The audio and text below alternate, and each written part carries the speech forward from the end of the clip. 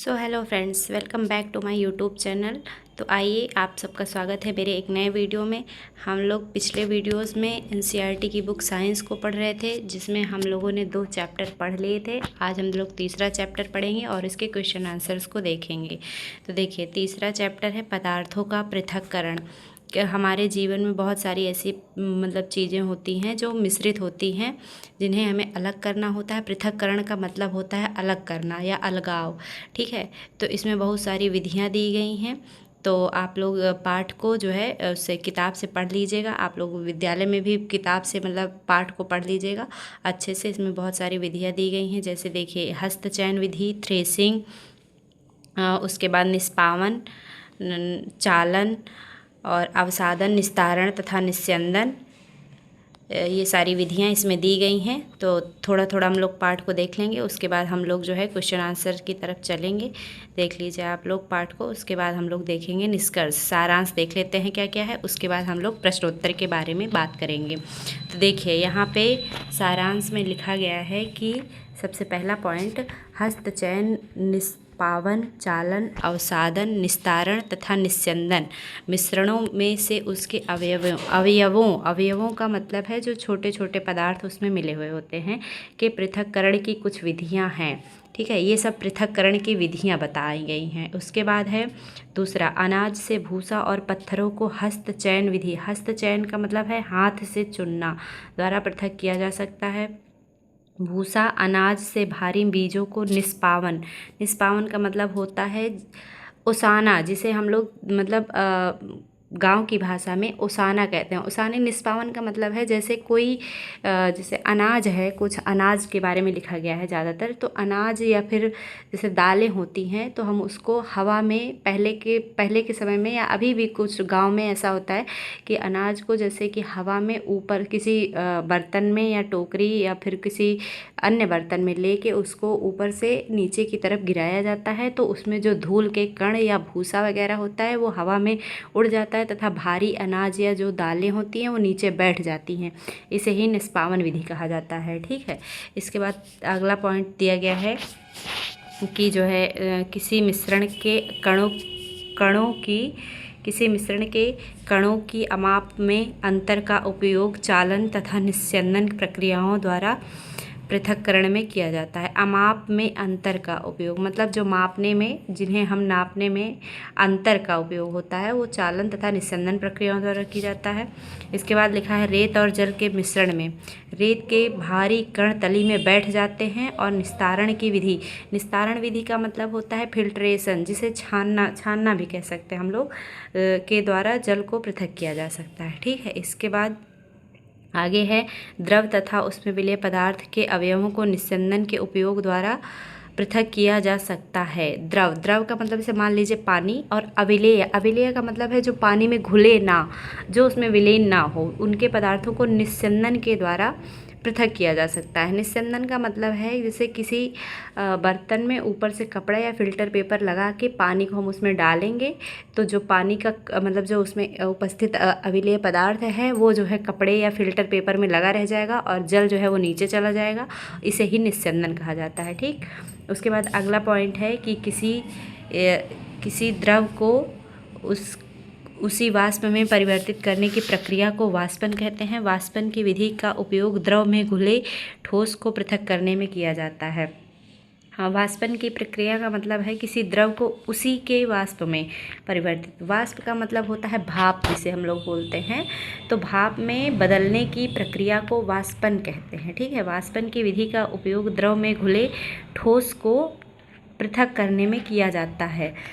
इस विधि का प्रयोग करके हम लोग समुद्र से नमक को प्राप्त करते हैं। कहने का मतलब है जब जैसे जल में नमक जो होता है वो घुला हुआ होता है, तो उसको वाष्पीकरण करके नमक को जल से नमक को बनाया जाता है, ठीक है। तो इस प्रक्रिया को वाष्पन कहते हैं। उसके बाद अगला पॉइंट है, जिस विलयन में कोई पदार्थ और अधिक ना घुल सके उस पदार्थ का संतृप्त विलयन होता है। संतृप्त विलयन बताया गया है क्या होता है। मान लीजिए जैसे हम लोग पानी और चीनी का विलयन बनाते हैं, उसके बाद जो है जब एक मतलब चीनी को इतना घोला जा सकता है कितना एक उसका एक मतलब पैरामीटर होता है, उसके बाद उससे ज़्यादा उसमें चीनी को नहीं घोल सकते हैं, तो वहाँ पे उस विलयन को संतृप्त विलयन माना जाएगा। इसके बाद है कि किसी पदार्थ के विलयन को गर्म करने पर उसमें और अधिक पदार्थ घोला जा सकता है। ये बात ये कह रहे हैं कि अगर किसी पदार्थ के विलयन को अगर मान लीजिए कोई मतलब एक घोल है, उसको हम अगर गर्म करते हैं तो उसमें और अधिक ज़्यादा हम लोग उस पदार्थ को घोल सकते हैं। ठीक है। उसके बाद है जल विलेय पदार्थों की विभिन्न मात्राएं घोलता है। कहने का मतलब है कि पानी में जो पदार्थ विलेय का मतलब है जो घुल जाते हैं उसको अलग अलग मात्रा में घोल सकता है। इसके बाद है अभ्यास प्रश्न। अभ्यास प्रश्न आप लोग यहाँ से देख लीजिए और अभ्यास प्रश्न के उत्तरों को हम लोग आगे देखेंगे। तो आइए हम लोग देखते हैं अभ्यास प्रश्न को। देखिए पाठ 3 पदार्थों का पृथक्करण। मैंने अभ्यास प्रश्न पूरा प्रश्न उत्तर सहित लिखा हुआ है, आप लोग देख सकते हैं। और अगर बच्चे इस वीडियो को देख रहे हैं जो कक्षा 6 में पढ़ते हैं, तो अगर वो इसे प्रश्न उत्तर को लिखना चाहते हैं तो वीडियो को रोक के आराम से प्रश्न उत्तरों को लिख सकते हैं। ठीक है। पहला प्रश्न देखते हैं हम लोग। पहला प्रश्न है कि हमें किसी मिश्रण के विभिन्न अवयवों को पृथक करने की आवश्यकता क्यों होती है। 2 उदाहरण लिखिए। ये कह रहा है कि अगर कोई मिश्रण है जिसमें 2 पदार्थ मिले हुए हैं तो उन पदार्थों को अलग करने की क्या आवश्यकता है। वैसे ही उसमें रहने भी दे सकते हैं। तो देखिए इसमें हम लोग इसका उत्तर देखते हैं। इसका उत्तर लिखा है कि किसी मिश्रण के विभिन्न अवयवों को पृथक या अलग करने की आवश्यकता कई कारणों से हो सकती है। इसके मुख्य 2 कारण हैं। इसके मुख्य दो कारण बहुत सारे हो सकते हैं, लेकिन हमने सिर्फ 2 कारण लिखा है। देखिए पहला है कि अनचाहे या हानिकारक पदार्थों को हटाने के लिए। ठीक है। ये पहला कारण हमने लिखा है, अनचाहे या हानिकारक पदार्थों को हटाने के लिए पृथक्करण किया जाता है। तो इसके नीचे इसका एक्सप्लेनेशन देखिए कि कई बार मिश्रण में ऐसे पदार्थ होते हैं जो उपयोगी नहीं होते हैं या नुकसान पहुंचा सकते हैं। ऐसी स्थिति में इन्हें पृथक करना आवश्यक हो जाता है। तो देखिए कहने का मतलब ये है कि बहुत सारे ऐसे मिश्रण होते हैं जिसमें कुछ ऐसे भी चीज़ें रहती हैं जो हमें नुकसान पहुंचा सकती हैं। तो इस ऐसी स्थिति में उन्हें अलग करना या पृथक करना बहुत आवश्यक हो जाता है। जैसे उदाहरण देख लीजिए, 2 उदाहरण भी पूछा था। तो पहला उदाहरण देख लीजिए, चावल से कंकड़ को अलग करना। तो कंकड़ जो होता है वो हमारे लिए बहुत हानिकारक होता है। अगर हम कंकड़ खा लेंगे तो हमारे पेट में दर्द हो जाएगा, बीमारियां हो जाएंगी, इसलिए कंकड़ को चावल से अलग करना बहुत आवश्यक होता है। इसके बाद हम लोग देखेंगे दूसरा पॉइंट क्या है। दूसरा पॉइंट है उपयोगी पदार्थ प्राप्त करने के लिए।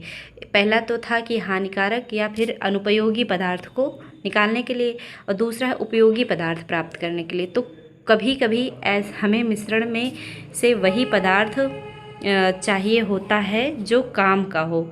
तो ऐसे में हम उपयोगी पदार्थ को पृथक कर लेते हैं। ठीक है। कभी कभी मिश्रण में से हमें वही पदार्थ निकालना होता है जो हमारे काम का होता है। जैसे उदाहरण देखिए, उदाहरण में लिखा है कि दूध से मक्खन निकालना। तो मक्खन हमारे काम का है, तो हमें दूध से मक्खन निकालना है, तो इसलिए हमें दूध से मक्खन को अलग करना पड़ेगा। तो यहाँ पे पृथक्करण के 2 कारण, मतलब पृथक्करण हम 2 कारणों से कर सकते हैं। वैसे भी बहुत सारे और भी कारण होते हैं, लेकिन मुख्य रूप से हमने 2 कारण लिखा है, 2 उदाहरण लिखा है। ठीक है। चलते हैं अगले प्रश्न पे। प्रश्न संख्या 2 कह रहा है कि निष्पावन से क्या अभिप्राय है, यह कहाँ उपयोग किया जाता है। उत्तर देखिए, निष्पावन का अर्थ है हवा की सहायता से हल्के और भारी पदार्थों को अलग करना। अभी हमने ऊपर भी डिस्कस किया था पाठ में कि निष्पावन का मतलब है जैसे कि किसी बर्तन में अनाज को लेकर ऊपर से उसे नीचे की तरफ गिराना। तो जब हम ऊपर से नीचे की तरफ अनाज या किसी मतलब मिश्रण को गिराते हैं तो उसमें जो घुली हुई जैसे धूल, मिट्टी के कण है, भूसा है, तो ये सब हवा में उड़ जाता है और भारी जो पदार्थ है, अनाज है, वो नीचे गिर जाता है। इस तरह से हम पृथक्करण की क्रिया करते हैं जिसे निष्पावन कहा जाता है। ठीक है। अब देखिए आगे भी थोड़ा सा लिखा है हमने कि जब किसी मिश्रण में हल्के और भारी कण, हल्के का मतलब होता है जो पदार्थ जैसे धूल, मिट्टी, भूसा आदि हल्के कण होते हैं, और भारी कण वे होते हैं जैसे अनाज है, दाल है, ये सब भारी कण होते हैं। तो उसे ऊंचाई से गिराया जाता है, ऊपर से नीचे की तरफ गिराया जाता है। हवा चलने पर हल्के कण जैसे भूसा उड़कर दूर चले जाते हैं और भारी कण जैसे अनाज नीचे गिर जाते हैं। इसी प्रक्रिया को निष्पावन कहा जाता है। आगे है, इसका उपयोग पवनों अथवा वायु के झोंकों, वायु मतलब हवा, पवन का मतलब भी हवा ही होता है, पवन अथवा वायु के झोंकों द्वारा मिश्रण से भारी तथा हल्के अवयवों को पृथक करने के लिए किया जाता है। इसका मतलब ऊपर पूछा था ना कि इसका उपयोग कहाँ किया जाता है, तो इसका उपयोग हवा के द्वारा मिश्रण में से भारी और हल्के कणों को अलग करने में किया जाता है। चलिए देखते हैं प्रश्न संख्या 3। प्रश्न संख्या 3 कह रहा है कि पकाने से पहले, देखिए प्रश्न संख्या 3 लिखा है, पकाने से पहले दाल के किसी नमूने से आप भूसे एवं धूल के कण को कैसे पृथक करेंगे। ये प्रश्न है हमारा। हमें देखना है कि अगर दाल में धूल के कण और भूसा है तो उसे दाल को पकाने के पहले हम उसे कैसे अलग करेंगे। तो देखिए उत्तर में लिखा है, पकाने से पहले दालों के किसी नमूने से भूसे एवं धूल के कण को पृथक करने के लिए निम्नलिखित तरीके अपनाए जाते हैं। ठीक है, जो नीचे हमने तरीके लिखे हैं ये तरीके अपनाया जा सकता है। पहला है हाथ से चुनना, हैंड पिकिंग। तो अगर दाल में बड़े बड़े भूसे के टुकड़े हों तो उन्हें हाथ से चुनकर अलग कर सकते हैं। अगर दाल में बड़े बड़े भूसे के कण है, मिट्टी के कण है या फिर जैसे कंकड़ वगैरह है तो उसे हाथ से चुनकर अलग किया जा सकता है। दूसरी विधि है निष्पावन। निष्पावन के बारे में हमने अभी बात की कि ऊपर से किसी बर्तन में दाल को लेके ऊपर से नीचे की ओर गिराएंगे तो जो भूसा होगा वो उड़ जाएगा हवा में और दाल जो है नीचे गिर जाएगी। वही हमने लिखा भी है कि दाल को किसी थाली या टोकरी में लेकर हल्के से हवा में उछालते हैं। इससे हल्का भूसा और धूल के कण हवा में उड़कर अलग हो जाते हैं और भारी दाल नीचे गिर जाती है। तीसरा जो तरीका है दाल से भूसा आदि को अलग करने का, वो है धोना। तो धोने में क्या कर सकते हैं, दाल को पानी से धुलने पर धूल और हल्का भूसा ऊपर तैरने लगता है जिससे पानी के साथ निकाल दिया जाता है। ठीक है, तो ये 3 तरीके हो सकते हैं दाल के किसी नमूने से भूसे एवं धूल के कण को अलग करने के लिए। ठीक, तीसरा प्रश्न हो गया। चलते हैं चौथे प्रश्न पे। चौथा प्रश्न कह रहा है कि छालन से, देखिए यहाँ पे लिखा है छालन से क्या अभिप्राय है, यह कहाँ उपयोग होता है। छालन विधि पूछ रहा है कि छालन विधि क्या होती है। उत्तर देखिए, छालन का अर्थ किसी मिश्रण में मौजूद अलग अलग आकार के कणों को छलनी की मदद से अलग करना। ठीक है, छालन वहाँ होता है जिसमें छलनी, जिसे हम लोग चलनी या छन्नी भी कहते हैं, तो उससे छान के हम 2 अलग अलग पदार्थों को अलग कर सकते हैं। तो देखिए इसका प्रयोग कहाँ किया जाता है। तो इसका उपयोग देखिए, पहला इसका प्रयोग है आटा छानने में। दूसरा है रेत और कंकड़ को अलग करने में। आटा जब हम लोग बनाते हैं रोटी, तो आटे को गूँथने से पहले हम लोग चलनी से चालते हैं तो ऊपर जो उसमें चोकर के कण रहते हैं वो ऊपर रह जाते हैं, आटे के कण नीचे चले जाते हैं। रेत और कंकड़ अलग करने में, जब कभी घर बनता है तो रेत में से कंकड़ को अलग करने के लिए उसे एक बड़ी सी छलनी में छानते हैं। तीसरा है रसोई में बेसन या मैदा छानने में। जब बेसन या मैदे से कोई चीज़ बनाई जाती है तो उसे भी छन्नी से छान लिया जाता है। चौथा पॉइंट है कि किसान भी अनाज से मिट्टी या बड़े कण अलग करने के लिए भी इसका उपयोग करते हैं। ठीक है, तो इसका उपयोग किसान भी करते हैं। ठीक, तो ये हो गया चौथा प्रश्न। आगे हम लोग देखेंगे प्रश्न संख्या 5। प्रश्न संख्या 5 कह रहा है कि रेत और जल के मिश्रण से आप रेत तथा जल को कैसे पृथक करेंगे। अगर रेत अगर पानी में मिल गई है, ये कह रहा है कि अगर रेत पानी में मिल गई है तो उसे कैसे अलग किया जा सकता है। देखिए उत्तर में हमने लिखा है कि रेत और जल के मिश्रण से रेत और जल को पृथक करने के लिए निम्न 2 तरीकों का उपयोग किया जा सकता है। पानी और रेत को अलग करने के लिए हम 2 तरीके अपना सकते हैं। पहला है अवसादन, सेडिमेंटेशन। ठीक है, तो सेडिमेंटेशन क्या होता है, अवसादन क्या होता है, तो हम लोग पहले इसको थोड़ा जान लेते हैं। इसकी परिभाषा होती है कि किसी द्रव में से किसी उसमें द्रव और उसमें घुली हुई मतलब जो उसमें विलेय पदार्थ होते हैं या उसमें घुली हुई जो अशुद्धियाँ होती हैं उनको अलग करने के लिए अवसादन का प्रयोग किया जाता है। अवसादन क्या है? जल और मतलब उसमें घुले हुए जो पदार्थ होते हैं उसको एक बर्तन या मतलब बाल्टी में रख दिया जाता है। तो जो उसके जो है भारी कण होते हैं वो नीचे, गंदगी जो होती है या घुले हुए जो कण होते हैं वो नीचे बैठ जाते हैं और ऊपर की तरफ जो है शुद्ध जल रह जाता है। तो इसे ही अवसादन कहा जाता है।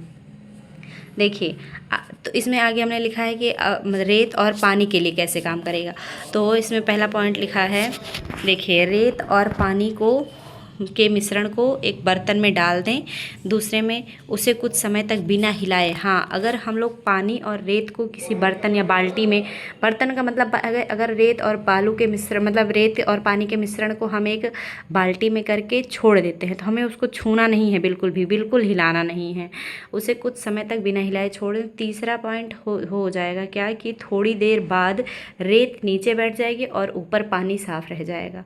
वही है, अगर आप उसको बिना हिलाए कुछ देर के लिए छोड़ देंगे तो जो है रेत जो नीचे बैठ जाएगी और ऊपर साफ पानी आ जाएगा। ठीक, ये हो गया पहला, मतलब पहली प्रक्रिया, पहला तरीका ये हो गया। दूसरा तरीका है निस्पंदन, जिसे फिल्टरेशन कहा जाता है। तो देखिए फिल्टरेशन, इसमें है फिल्टरेशन क्या होता है। देखिए इसमें पहला पॉइंट लिखा है कि एक कीप फनल में फिल्टर पेपर या कपड़ा लगाएं। कीप अगर आपके पास है तो आप कीप का प्रयोग कर सकते हैं, नहीं तो फिर कोई और भी बर्तन ले सकते हैं। ठीक है, उसके ऊपर एक कपड़ा लगा दीजिए, सूती कपड़ा या फिर फिल्टर पेपर लगा दीजिए। दूसरा पॉइंट है उसमें रेत और पानी का मिश्रण डालें। ऊपर से हम जो रेत और पानी का मिश्रण हमारे पास है उस कपड़े के ऊपर से डालेंगे तो रेत जो है फिल्टर पेपर पर रुक जाती है और पानी नीचे बर्तन में निकल जाता है। ठीक है, तो ये दो तरीके हो सकते हैं रेत और पानी को अलग अलग करने का। तो उसके बाद हम लोग चलेंगे प्रश्न संख्या 6 पे। छठवां प्रश्न है कि आटे और चीनी के मिश्रण से क्या चीनी को पृथक करना संभव है? अगर हाँ तो आप इसे कैसे करेंगे? तो ये पूछ रहा है कि अगर आटा और चीनी एक दूसरे में मिल जाए तो क्या उन्हें अलग अलग किया जा सकता है? तो हाँ, आटे और चीनी को हम लोग अलग कर सकते हैं। और कैसे कर सकते हैं आगे देखते हैं। इसका तरीका है छलनी या छानना। अगर आटा और चीनी एक तरह से मिल गया हो तो उसे छलनी से छान कर हम लोग अलग कर सकते हैं। देखिए आगे हमने लिखा है कि कैसे करा जाए इसको, तो देखिए कैसे कर सकते हैं। पॉइंट वाइज लिखा है हमने। पहले पॉइंट पे है कि एक छन्नी या चलनी लें, उसमें आटा और चीनी का मिश्रण डालें, फिर छलनी को हल्का हल्का हिलाएं। ठीक है, आटा बारीक होने के कारण छलनी के छेद से नीचे गिर जाएगा, चीनी के कण बड़े होने के कारण छलनी में ऊपर रह जाएंगे, इसलिए छलनी विधि से आटे और चीनी को अलग किया जा सकता है। ठीक, ये हो गया हमारा छठवां प्रश्न। अब हम लोग देखेंगे सातवां प्रश्न। सातवां प्रश्न कह रहा है कि पंकिंग जल से के किसी नमूने से आप स्वच्छ जल कैसे प्राप्त करेंगे? पहले हम लोग जानते हैं पंकिंग जल क्या होता है। पंक मतलब होता है कीचड़, पंकिंग जल का मतलब होता है कीचड़, धूल, मिट्टी से मतलब सना हुआ जल जिसमें कीचड़ भी हो। तो उस जल से आप स्वच्छ जल, साफ जल कैसे प्राप्त करेंगे? तो देखिए उत्तर देखते हैं हम लोग। पंकिंग जल के किसी नमूने से स्वच्छ जल प्राप्त करने के लिए निम्नलिखित विधियों का उपयोग कर सकते हैं। तो ये इसमें स्टेप वाइज करना है। इसमें मतलब ये ऑप्शन नहीं है कि इसको भी कर सकते हैं, इसको भी कर सकते हैं, इसको भी नहीं, इसमें हमें तीनों करना ही पड़ेगा। तो सबसे पहले हमें अवसादन करना पड़ेगा। अवसादन का मतलब है सेंटीमेंशन। तो देखिए सबसे पहले हमें क्या करना है, पंख वाले पानी को एक बर्तन में कुछ समय के लिए छोड़ दें। पंख वाला पानी, वही कीचड़ वाले पानी को एक बर्तन में भरकर कुछ समय के लिए छोड़ दीजिए। तो इसमें क्या होगा, भारी मिट्टी और कीचड़ नीचे बैठ जाएंगे। तो कीचड़ और मिट्टी जो होगा वो नीचे बैठ जाएगा, ऊपर कुछ पानी रह जाएगा। उसके बाद दूसरा मतलब उसके बाद हम लोग दूसरी प्रक्रिया अपनाएंगे। दूसरी प्रक्रिया में क्या करेंगे, निथारना या डिकेंटेशन। ठीक है, तो इसमें क्या करेंगे, जब मिट्टी नीचे बैठ जाए तो ऊपर के साफ पानी को धीरे धीरे दूसरे बर्तन में डाल दें। पहले हम लोगों ने क्या किया, अवसादन में क्या हुआ, भारी मिट्टी और कीचड़ नीचे बैठ गए। तो निथारने में हम लोग क्या करेंगे, जब नीचे मिट्टी और धूल बैठ गया तो ऊपर के साफ पानी को हम लोग दूसरे बर्तन में डाल देंगे और ध्यान क्या रखना है, ध्यान रखना है कि नीचे की मिट्टी हिले ना, एकदम सावधानी पूर्वक करना है ये काम, ठीक है। ध्यान रखें कि नीचे की मिट्टी हिले ना। उसके बाद अगला जो प्रक्रिया है, अगला जो मतलब हम लोग पृथक्करण की प्रक्रिया अपनाएंगे वो है निस्पंदन, जिसे फिल्टरेशन कहते हैं, फिल्टर करना। तो अब क्या करेंगे, अब इस पानी को कपड़े, छन्नी या फिल्टर पेपर से छान लें। वही अभी हमने ऊपर भी बात की थी कि एक बर्तन में ऊपर से कपड़ा या फिल्टर पेपर लगा के उस पानी को उसमें डालेंगे। इससे बची हुई छोटी छोटी गंदगी भी फिल्टर में जाकर रुक जाती है और नीचे स्वच्छ जल मिल जाता है। तो ये 3 प्रक्रिया करने पर हमें पंकिंग जल से स्वच्छ जल मिल जाएगा, ठीक। अब 8वां प्रश्न हम लोग देखते हैं। 8वां प्रश्न है रिक्त स्थानों को भरना है इसमें, ठीक है। तो क में कह रहा है, तो इसमें देखिए जो नीले कलम से लिखा हुआ है वो लिखा मतलब वो सेंटेंस लिखा गया था, और जो हमने लाल कलम से लिखा है ये हमें भरना है, उसमें खाली स्थान छोड़ दिया है। तो चलिए देखते हैं। इसमें लिखा था, पहला सेंटेंस लिखा है कि धान के दानों को डंडियों से पृथक करने की विधि को फिर यहाँ पे छोड़ दिया था कि क्या कहते हैं, तो इसे कहते हैं थ्रेशिंग कहते हैं, ठीक है। खा है कि किसी एक कपड़े पर दूध को उड़ेलते हैं तो मलाई उस पर रह जाती है। किसी कपड़े पर जब हम दूध को ऊपर से डालेंगे तो ऊपर से मलाई उसमें रह जाएगी, दूध नीचे चला जाएगा।